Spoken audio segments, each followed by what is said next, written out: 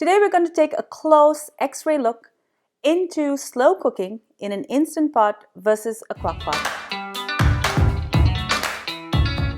Hi everyone, welcome back to Cravings Food Adventures. I'm Karen Ahmed. Today we're going to be conducting an experiment. As you know, I love my Instant Pot. I use it for so many different recipes. I have tons of videos out there using my Instant Pot, but typically I use the Instant Pot for its pressure cooker function. But I love to slow cook as well. So is the Instant Pot slow cooker function as good as your regular crock pot? I'm going to put this to the test. I'm going to add 2 pieces of protein that are exactly the same size, and I'm going to cook it for exactly the same time, and let's see which one works better. Before I go any further with this experiment, please make sure you subscribe to my channel and make sure to ring that bell so you're notified every time I upload a new video. Now let's get started. I have an 8-quart Instant Pot ready to battle my 8-quart crock pot. If you want to sear your meat, which is usually a good idea, you can do this directly in the Instant Pot using the saute function.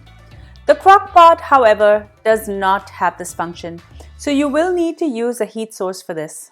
I have 2 sirloin roasts here. These are both 3 pounds each, and I've cut it in half.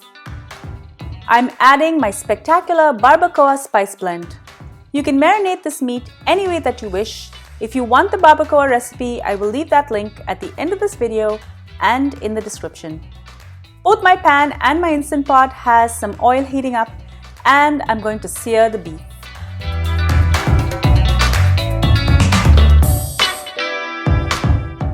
Here the IP has the disadvantage as the heat does not go as high as my induction stove. I'm going to transfer this meat to the crock pot, and I'm going to cancel saute mode on my Instant Pot. I'm adding half a cup of liquid in each. And I'm going to cover them both.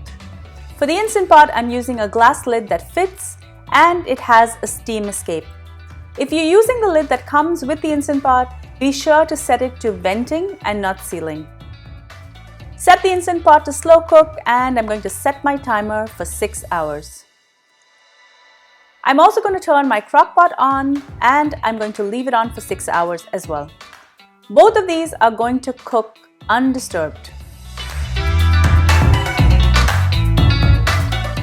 At the halfway mark, I can hear a lot of bubbling activity in my crock pot. It's hard to see, but if I shine a light on it, you can see that the liquid in the crock pot is bubbling away and the Instant Pot is fairly still.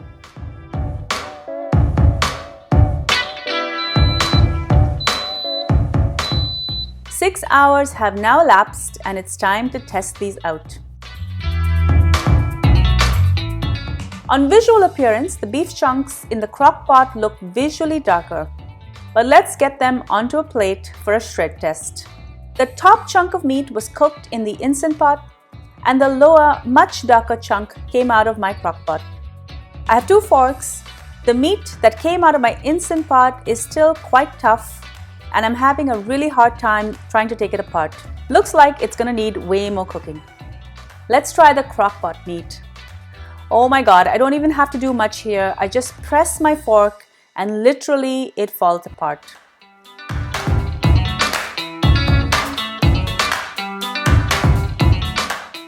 I love my Instant Pot, but for slow cooking, my crock pot gets a big thumbs up.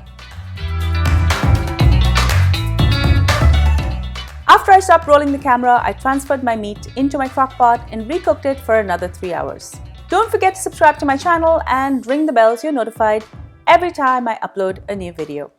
Thank you so much for joining me on Cravings Food Adventures. I had a feeling that my crock pot would come ahead, but its results were astounding. I'm not going to be getting rid of my crock pot just yet. I do love my Instant Pot, but it's great for pressure cooking.